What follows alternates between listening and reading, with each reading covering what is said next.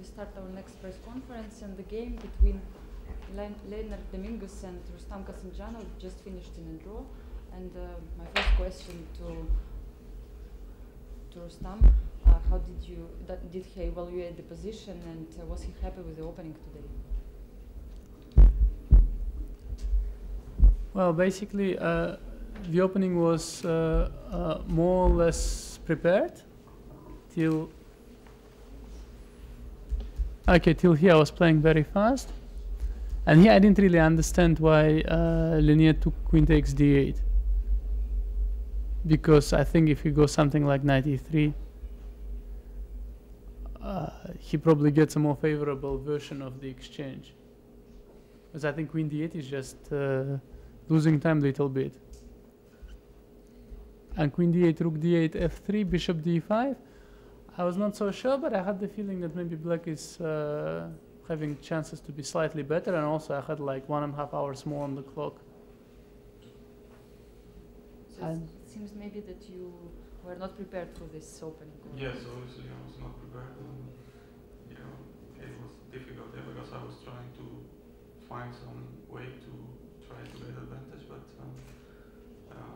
I couldn't find anything, so I went for this position, which I thought that black has some slight initiative. I thought that I could consolidate somehow, and that it should be equal, but yes, after that it was not so easy. I was also in time throw, and yes, it was at some point maybe even lost. I'm not sure.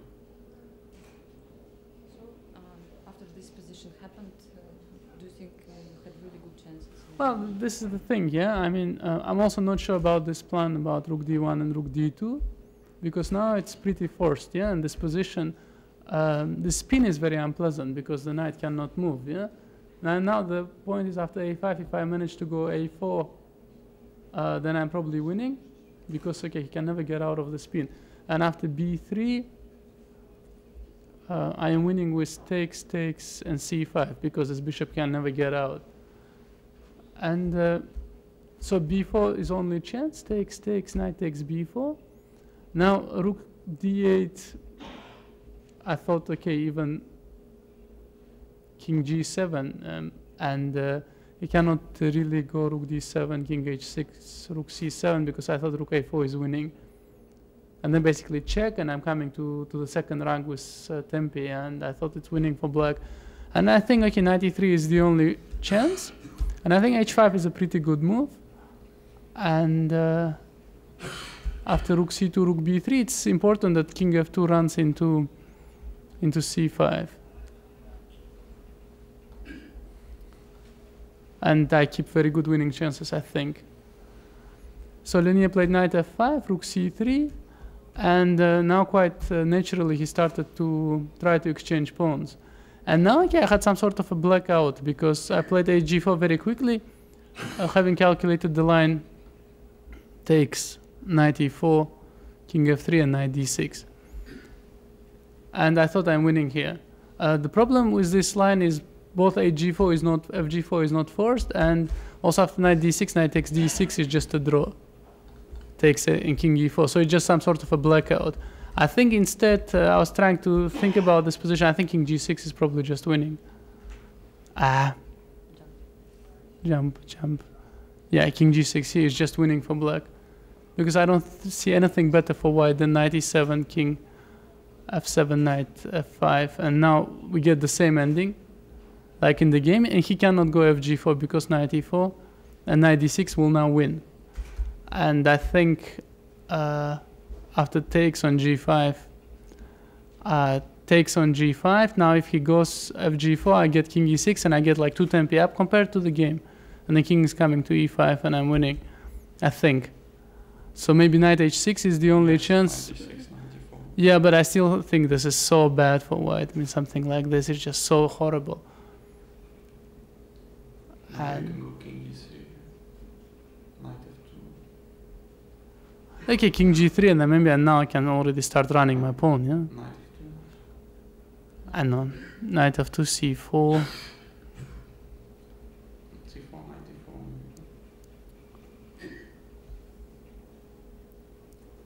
I don't know. I mean, some.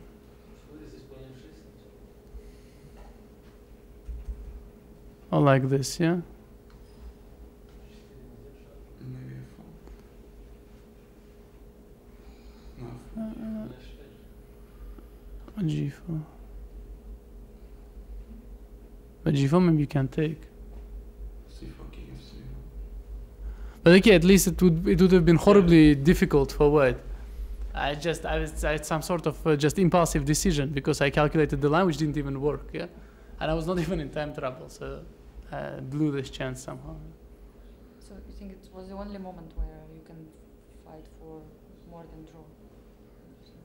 Well, I think I was better after like 23 Yes. moves, and I think this was a real chance for me to kind of fight for a win in this game. Maybe some, and later on it was just. I think draw. later on it's just a draw, yeah. Thank you. Do you agree with this Yeah. kind of evaluation?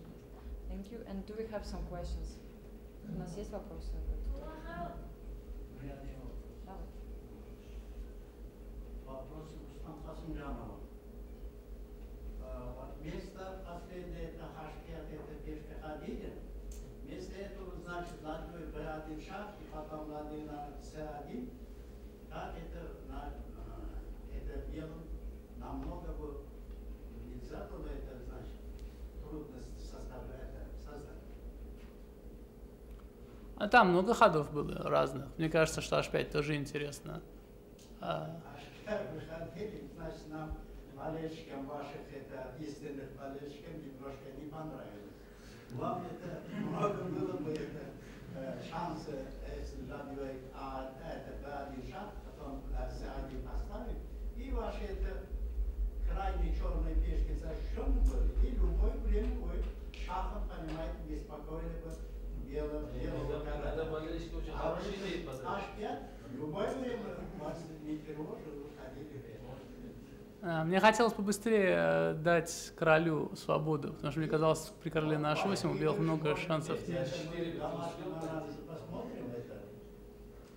Спасибо за ответ. Да. Домингусу вопрос. Вот он давал сеанс нашим молодым. Как он, его мнение, просто я нигде не узнали, как он это может сказать? Да, я переведу сейчас. So the question is for Mr. Dominguez about his symbol which he gave during the first day here in Tashkent. What does he think about the level of chess of youth here in Uzbekistan, and how was this? How it was going on? Well, I mean, it was very difficult. I'm sure they're pretty strong. I was having a lot of trouble. I even lost some game. It was actually a very good game. He just crushed me completely. And also in some other games, I was fighting, trying to survive somehow. So I think that the level is very good, I think. And how many boards you played? I think it was close to 30, I don't know, maybe 25 or 30 boards. I lost one game and made like 2 or 3 draws, I don't remember. But it was more or less like this. So what is easy, to play against these young talents or to play in Grand Prix these days? I'm not sure. No, I mean, it's of course it's also this tournament is quite tough, and so far it's been difficult because with white I've been I got to almost worst positions after the opening, so it's been a bit difficult. I hope that I can do better in the next games. Thank you for answer. I will translate. Я переведу то, что сказал Домингос. Он объяснил, что первый день действительно давал сеансы. Просто здесь микрофон. Действительно давал сеансы, и было довольно сложно играть. Он играл на 30 досках, и в одной партии он даже проиграл и сделал 2 или 3 ничьи. То есть он сказал, что действительно уровень был довольно сильным, и ему пришлось потратить довольно много энергии. И на мой вопрос, что сложнее играть с юными талантами Узбекистана или в турнире Гран-при, он сказал, что довольно сложно сейчас ответить на этот вопрос.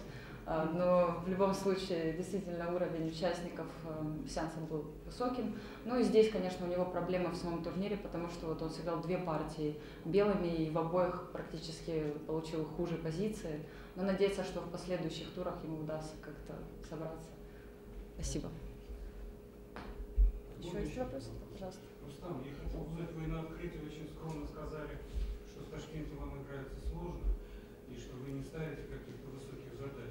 Может, после третьего тура, после 3 ничьих, у вас появился вкус к победам и любимый? Я думаю, что если бы я выиграл 3 партии, у меня появился бы вкус к победам. Да, пока у меня появился вкус к ничьим. И в принципе я понимаю, что как бы если когда я смотрю на состав этого турнира, я понимаю, что крайне сложно будет выиграть даже одну партию, потому что люди здесь так просто не проигрывают, и многие из них классом меня немножко превышают. И мне кажется, сегодня у меня был шанс, и в целом я как бы не ставлю перед собой наполеоновских задач. Если мне удастся поддерживать такую тенденцию, то есть сделать несколько ничьих, может быть, получить какие-то шансы в каких-то партиях, я буду счастлив. Спасибо. Есть еще вопросы? Пожалуйста. У меня вопрос к обоим. В целом на Гран-при очень низкая результативность. Чем это можно объяснить, если сравнивать даже с другими турнирами, как даже Виконсей выше? I'll translate the question because it's for the both players. The question is that there are not so many decisive games in this tournament. Most of the games finish in a draw. And what do you think? What is the reason for this? Well, I think that maybe because everyone is not so bad. I think everyone's fighting, and I think it's natural that many games will end in draw. I think anyway we have fights in every game. It's not that it's some short draw or anything, but it's just natural. But because everyone is strong, there will be a lot of draws, I think. Я переведу ответ. То есть ответ на вопрос был, что, возможно, потому что все здесь сильные, поэтому так много ничьих. То есть и на самом деле все партии здесь боевые, как бы нет таких быстрых ничьих, то есть все проходят в борьбе.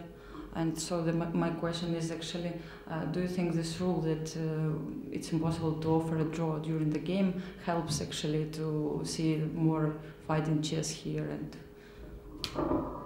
I think yes. I think it's a very good idea. I always thought so.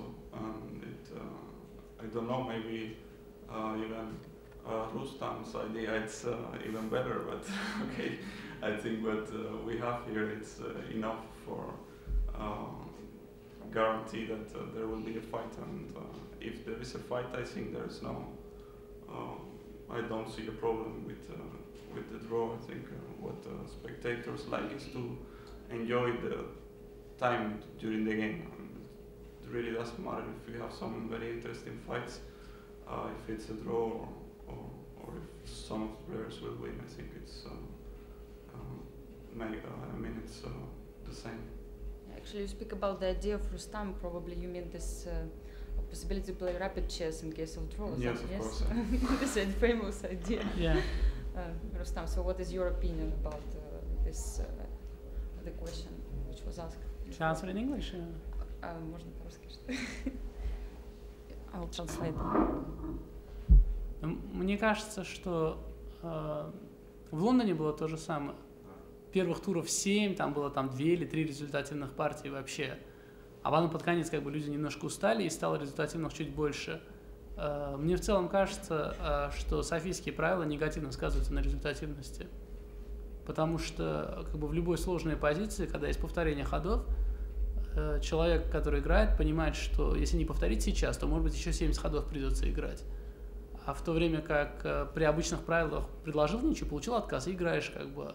А мне кажется, что софийские правила как-то немножко предрасполагают людей к троекратным повторениям и к полному перебою, когда есть такая возможность. То есть мне кажется, что в супертурнирах без софийских правил, по-моему, Мемориал Тали или даже вот турниры, где, скажем, правило 30 ходов, что можно ничего после 30 ходов предложить, там, мне кажется, высшая результативность в целом. Мне кажется, в целом софийские правила не оправдывают тех надежд, которые на них возлагали. Ну и как Линия тоже сказал, что было бы гораздо лучше прибегнуть к моему решению и переигрывать ничьи. И тогда бы вообще нам не о чем было бы разговаривать, и ничьих вообще не было в принципе. the answer was very interesting, so I'll try to summarize what Rustam just said. And so he mentioned first London Grand Prix, where, let's say, there were not so many decisive games at the beginning, but after players became tired, it became clear that, I mean, they started also to lose, to win. And then he mentioned that, I mean, about the Sofia rules, that actually the idea maybe is not so great, because many players, when they have a chance to repeat the position or, I mean, fix a draw, they prefer to do it earlier even, and trying to avoid maybe the complicated positions. So he proposed maybe to have this kind of rule where you can offer a draw after 30 moves.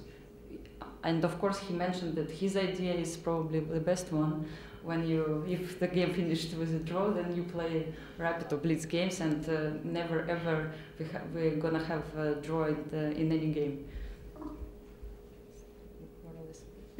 You У нас есть еще вопросы? Пожелание всем участникам этого гран-при турнира. Они все современные, понимаете, это супер шахматисты мира. Вот Ласкер, когда был чемпионом мира, он, защищая свои турниры, сидел, думал, потом свою пьесу отдал одну пешку. Напарник, это зачем он, что так делает? Перза отдается за пешку. Думает, берет эту перзу Ласкера. Ласкер потом после 13 ходов вставляет ему красивую мат. А другой потом в 85-х годах, когда Каспаров играл, его это арбитры называли комбинатором. Он комбинационный игрок. В вашем мы смотрим, никакого комбинационного такого размерного шахматной игры мы не видим. Я пожелаю вам всем участникам, чтобы вы новый, понимаете, идет, понимаете, творчество, создали такие игры, чтобы весь шахматный мир гремел. Вам пожелаю вот таких успехов всем. Не одному думаю, но всем участникам этого турнира. Спасибо. Спасибо. Okay, I will translate a bit what was said. So there was a general wish for all participants of Grand Prix to have more maybe interesting games with some combinations, because that's what spectators miss. So my question actually, I mean, I have a question then for the players. Why do they think that there are not so many games with attack like it was during the times when Lasker played, and which was measured above?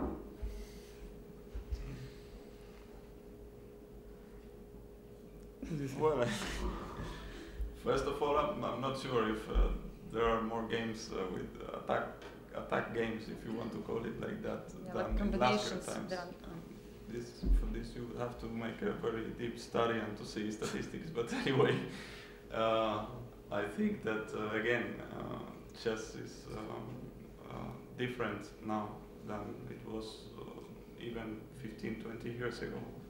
No question about 80 years ago.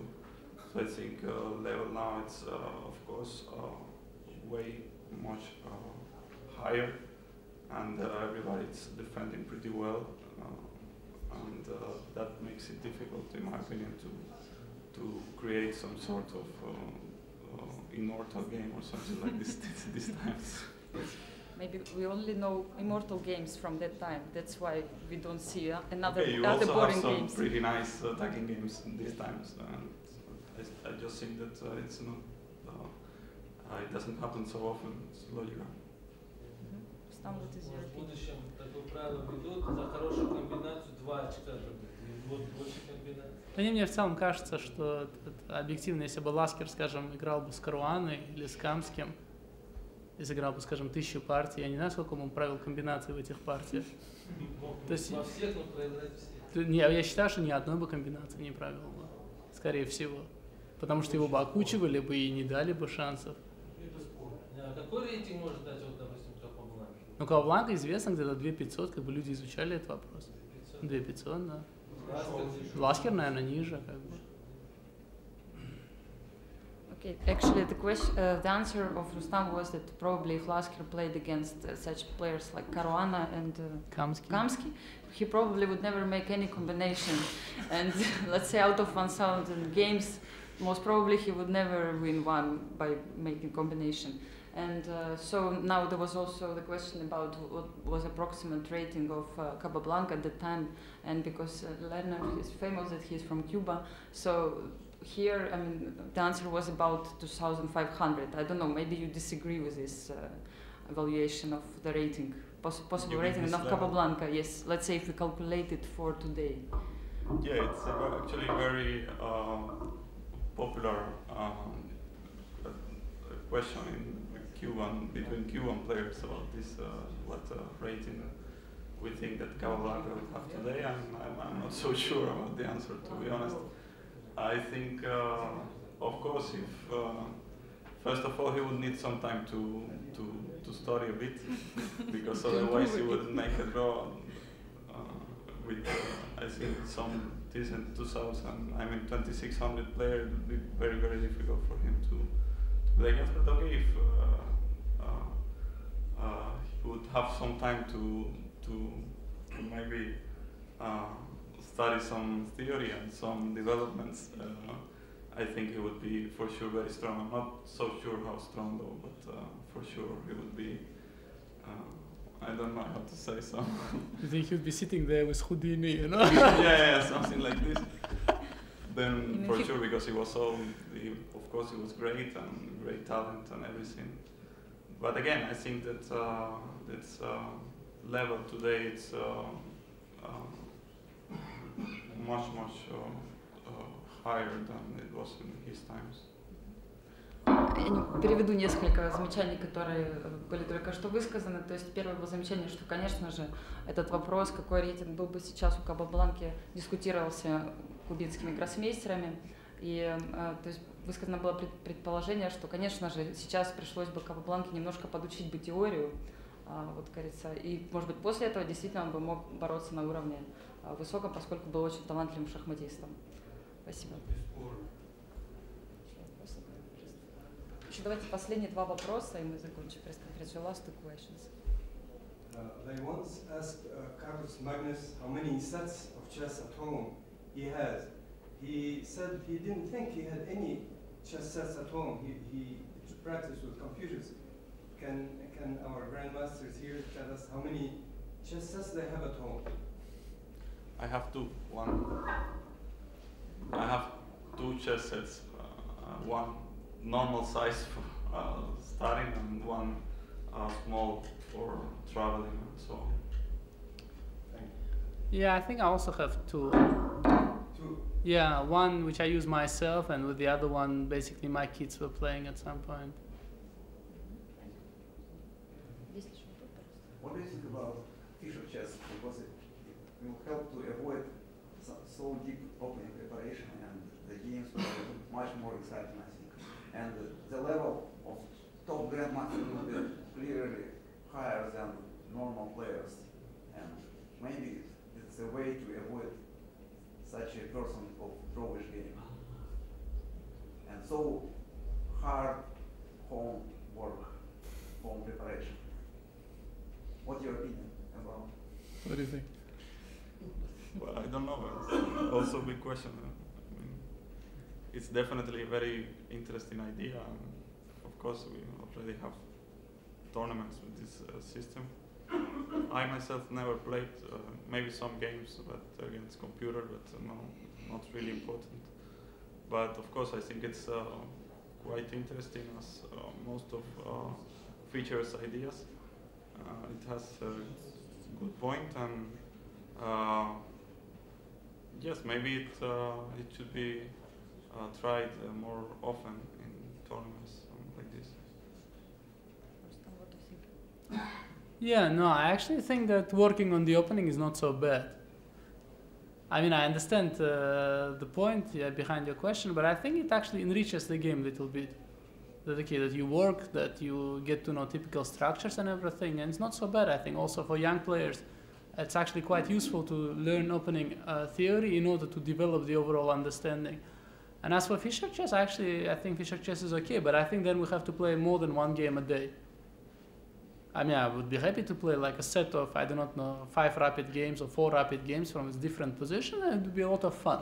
But not like one random Fischer position, a 7-hour time control. I think that would be too much. To spend like 2 hours or 40 moves trying to develop your knights and bishops from unnatural squares. No, I think. But if I think it's lots of rapid games, I would take any chess, yeah, Fischer chess also. Okay. Thank you for all questions today. Спасибо большое за все вопросы. Мы заканчиваем пресс-конференцию, поскольку скоро она станет длиннее, чем сама партия. Спасибо за участие.